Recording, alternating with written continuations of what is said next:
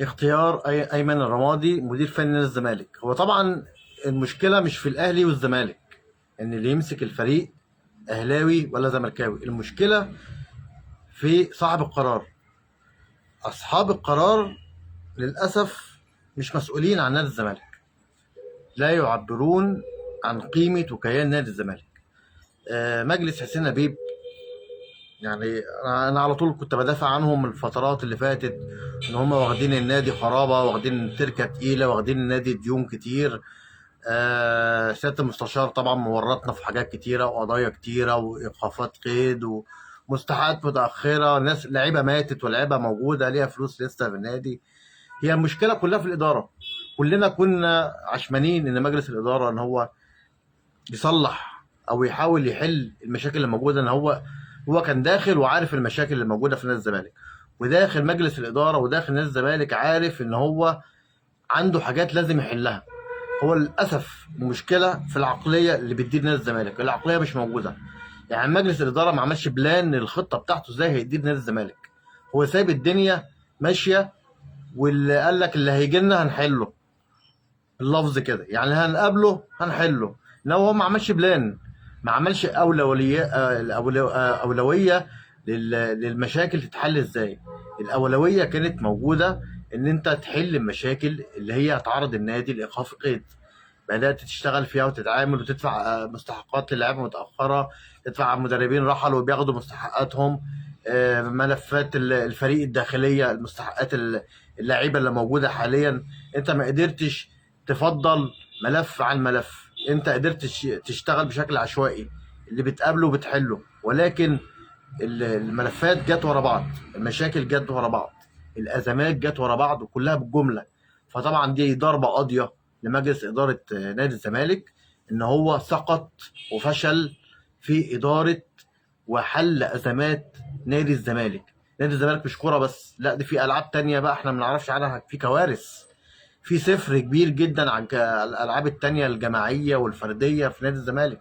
نادي الزمالك بيمر بمرحله دلوقتي كارثيه بمعنى الكلمه.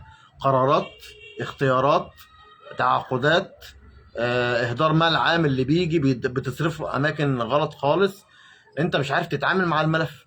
فانت يا كابتن حسين لبيب بمجلس الاداره الموجود دلوقتي، يعني خلاص بقى، يعني انت المفروض تدعو لانتخابات مبكره لنادي الزمالك.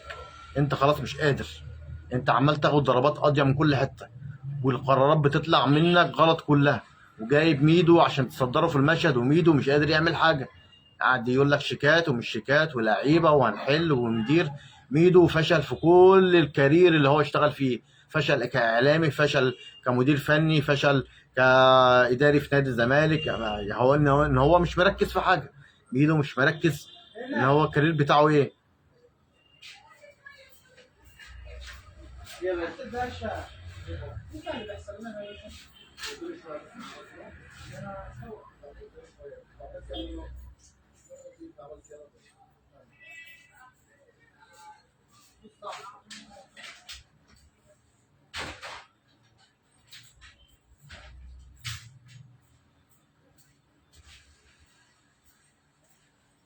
رجعنا تاني بنتكلم على ان ميدو مش مركز في الكارير بتاعه.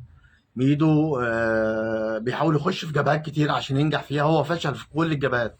فمجلس اداره نادي الزمالك قدامه حل دلوقتي، ان هو حفظا لماء الوجه، يا رجاله يا مجلس اداره نادي الزمالك احنا بنحبكم على مستوى الشخصي، ادعوا دعوه لانتخابات مبكره في نادي الزمالك، نجيب ناس تقدر تحل، نجيب ناس تبقى عندها بلان تتعامل مع الحاجات المهمه اللي لازم تتحل. في ملفات يا جماعه مترقمه، يعني انت لازم يبقى عندك سيستم كده تشغل بيه تحل الحاجات المهمه قوي. انت عندك المهم دلوقتي فريق الكوره، فريق الكوره عنده مشاكل ماليه، اللعيبه مع ليها مستحقات، اللعيبه عندها مشاكل.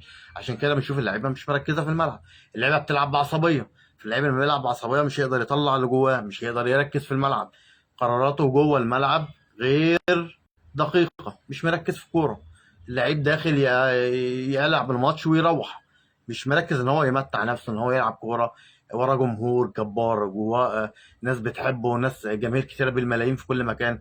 فمجلس الاداره لازم دلوقتي يدعو لانتخابات يعني مبكره، حفظا من الرمادي جه عارفين طبعا كلنا ان ايمن الرمادي راجل اهلاوي محسوب على النادي الاهلي. كل تصريحاته في الاعلام سواء هنا او بره ان هو راجل اهلاوي. احنا شفنا وسمعنا واتكلمنا وعارفين ان الرمادي اهلاوي، وعمل صدامات قبل كده مع حاجات جوه نادي الزمالك، يعني فيريرا تصريحات، وكان بيتكلم في الاعلام على النادي الاهلي وبيفخمه، وحقه طبعا راجل اهلاوي. المشكله ان هو يعني يجي مدير فني مفيش مشكله، بس هو المشكله مش عنده هو، المشكله على اللي اختار الرمادي. فاختيار الرمادي مجلس اداره نادي الزمالك يعني حاجه صعبه جدا. احنا الراجل استلم المهمه وكلنا لازم نساند طبعا ونشجعه ونشجع الفرقه، بس الايمن تغيير المدير الفني مش هيحل المشكله. انت بتدي مسكنات والمسكنات ما فيهاش مفعول، والمفعول مش هيشتغل، والرمادي مش هيعمل حاجه. الرمادي هيفشل مع نادي الزمالك، لان الكواليتي اللي موجود دلوقتي، الكواليتي الذهني للاعبين الزمالك مش هيقدموا اي حاجه لنادي الزمالك. اللعيبه مش مركزه. لو جبت اعظم مدرب في العالم يمسك التيم اللي موجود دلوقتي في نادي الزمالك مش هيعمل معاهم اي حاجه. هتتعادل وتخسر وتكسب بالعافيه، وضرب جزاء مش عارف ايه، وتتكلم على التحكيم وتتكلم على الاعلام وتتكلم على المؤامره. لا مش كده. احنا مرينا بظروف اصعب من كده بكتير. مع فيريرا كان معانا سكواد 15 لعيب، نص الفرقه كانت مشيت، واحترف بن شرقي مشي، واللعيبه كلها التقيله كلها طارق حامد وابو جبل، اللعيبه كلها مشي، وخدنا دوري مرتين ورا بعض. ما كانش فيه الضجه وما كانش فيه المشاكل اللي موجوده دلوقتي. فانت السكواد اللي عندك دلوقتي كتير ولاعيبه كويسه، بس انت اللعبه مش مركزه في الكوره. فمجلس الاداره جاب الرمادي. احنا مش هنهاجم الرمادي دلوقتي على ذمه نادي الزمالك. انا هقول لكم على موقف مثلا حسن شحاته لما مسك نادي الزمالك، انا كنت موجود، كنت بدعم، وجبت لعيبه كتير تدعم نادي الزمالك، هيثم فاروق وطارق مصطفى وايمن عزيز وامير عزمي، وجبت لعيبه كتير، وجبت كابتن حلمي طولان، وجبت كابتن طارق يحيى يحضروا التمارين مع الكابتن حسن شحاته عشان يساندوه، لان حسن شحاته اتعرض لمؤامره جوه نادي الزمالك لما مسك في فتره سابقه. كل الناس جوه النادي الزمالك كانت بتحاربه، بالناس في مجلس الاداره ولاعيبه جوه التيم واعضاء مجلس الاداره واعضاء في النادي وعشاق نادي الزمالك وابناء نادي الزمالك كانوا بيحاربوا حسن شحاته، مع انه كان الراجل ده واخد يعني اسطوره في افريقيا، من احسن المدربين في العالم. حسن شحاته الناس كلها حاربته عشان مش عاوزين ينجح. فتخيل بقى الرمادي موجود دلوقتي. فدلوقتي بدات السكاكين تترفع بقى عشان ايمن رمادي، يزهقوه ويمشوه زي ما حصل مع جلال قبل كده، الله يرحمه المرحوم جلال. فانا بقول لكم الرمادي مش هيقدر، مش هيصمد. ان هو الكواليتي بتاعه كان مدرب، الكارير بتاعه مش هيقدر يشتغل في الاجواء. وطبيعي اي مدرب مصري هيمسك اهلي والزمالك مش هيستحمل الاجواء، مش هيستحمل، لان ودنه هيوصل له كلام قبل ما يشوف، فالراجل ده هيتاثر. فالرمادي مش هينجح. فانت مجلس الاداره كان المفروض يحل المشاكل بتاعت الفريق بعد ما مشيت جوميز. كنت تختار صح قبل، بدل ما تجيب جروس. كلنا قلنا الراجل مشطب كوره، مشطب مش عارف ايه. ما الناس ما سمعتش، الناس قعدت تختار بعشوائيه، تختار بقرارات كلها غلط. القرارات اللي عملها مجلس لبيب وقعت النادي اكتر ما هو غرقان، النادي بيغرق. فانا بقول الرمادي موجود مش هيعمل حاجه. فانت تخيل بقى، انت كان المفروض دلوقتي تجيب حد من ولاد نادي الزمالك. هات احمد مجدي، هيطبق لك الفكر بتاع جوميز، هيشتغل كويس، هتدعم. هات طارق مصطفى، مضيه عقد سنتين بشرط جزائي وتحمل المسؤوليه، وخليه يمسك الفرقه. يعني ما هو انت ما ينفعش تجيب طارق مصطفى المدرب الناجح وهو مش هيقبل اللي هو يجي يمسك نادي الزمالك لمده 3 4 شهور ويمشي. طارق مصطفى ليه مكانه، بقى مدرب كبير. فانت لو كنت عاوز تاخد القرار صح، لا تعالى يا عم طارق امضي سنتين، امسك الفرقه سنتين، او امضي يا عم سنه ونص. طارق مصطفى يمضي سنه ونص ويمسك الفرقه. ده لو انت بقى قرار جريء وعايز مدرب وطني، هو ده طارق مصطفى كان حلك الوحيد ان انت تقدر تشتغل عليه. بس انت مش هتقدر تجيب طارق مصطفى. طارق مصطفى مش هيجي يشتغل مؤقت ويمشي، لان هو مش مدرب صغير، مدرب كبير. فانت طارق مصطفى كان هيجي يقول لك مديني عقد وتحط لي شرط جزائي، عاملني زي المدرب الاجنبي. حط لي عقد يا عم، انا مش هتكلم في الفلوس، بس حط لي عقد مبلغ محترم وشرط جزائي ان انت ما تقدرش تمشيني في اي وقت. انت مش هتقدر كمجلس اداره تعمل كده. فانا بطالب مجلس الاداره، انت جبت الرمادي، عكيت الدنيا اكتر. احنا هندعم ولكن احنا عارفين اللي فيها، عارفين رمادي راجل اهلاوي، وده عار على مجلس الاداره ان هو يختار رمادي يمسك فريق نادي الزمالك. الحفاظ على الهويه والكارير بتاع نادي الزمالك يا جماعه مش بالسهل كده، مش اي قرار تاخده في يوم وليله ومن غير دراسه. ما انت عندك ولاد النادي مليانين في كل مكان، هات اي حد وادعمه بشكل مؤقت، واللي هيجي عارف ان هو هيشتغل 3 4 شهور. انت مش هتقدر تجيب حد من ولاد نادي الزمالك ويطلب منك انك تمضيه عقد سنتين وانت هتوافق. لا، انت هترفض لان انت في دماغك حاجه تانية. فانا بطلب من مجلس الاداره يدعو الانتخابات مبكره، نجيب ناس تقدر، الناس اللي تنزل الانتخابات تقدر تحل مشاكل، تقدر تفوق الفريق. لعيبه نادي الزمالك محتاجه دعم يا جماعه عشان تفوق في الملعب.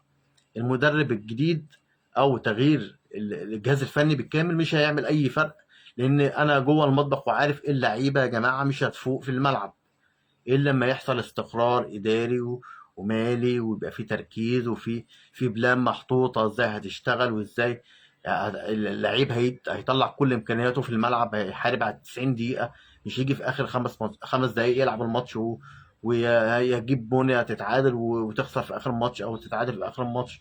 اللعيب مش هيديك 90 دقيقه لما توفر له كل الامكانيات اللي هو محتاجها. فمجلس الاداره قبل ما اختم لايف، يا رب الكلام يوصل، وانت عارفين الكلام ده الناس كلها بتطالبكم انكم تمشوا. دعوه لانتخابات مبكره لنادي الزمالك، الحفاظ على الهويه بتاعت نادي الزمالك. مش هتحصل ان يكون في ناس قويه موجوده، ناس تقدر تحل، ناس تقدر تجيب الموارد الماليه اللي من باب من بق الاسد زي ما بيقولوا، تقدر تشتغل ببلان واضحه، بلان احترافيه عشان النادي ينجح. النادي مش هينجح كده، ان انت عندك ازماتك مستمره وايقاف قيد كل شويه، مستحقات متاخره، وكل شويه يطلع مشاكل في الفريق، والفريق عمره ما هيستقر كده. فانت لازم يا مجلس الاداره يا محترم لازم تقدر المسؤوليه، والمسؤوليه بتقول ان انت لازم تمشي. اختياراتك الاخيره فاشله، وادارتك النادي فاشله، ما قدرتش توفي بوعودك، واللي انت عملته كله في الكام سنه اللي فاتوا بوظتوا النادي اكتر، غرقتوا النادي اكتر. فندعو لانتخابات مبكره في نادي الزمالك، ده الحل. نجيب ناس مسؤوله تقدر تحل، تقدر تشيل النادي، تتحمل المسؤوليه. كيان نادي الزمالك يستحق ناس تدافع وتشتغل بجد وتطلع قرارات بجد، ناس عندها فكر اداري تقدر تنجح بيه المشروع. غير كده يا جماعه احنا داخلين في دوامه وداخلين في كارثه اداريه في نادي الزمالك، ومش هناخد اي حاجه في السنين اللي جايه لو المجلس ده استمر. شكرا ليكم ونتقابل في اللايف الجاي.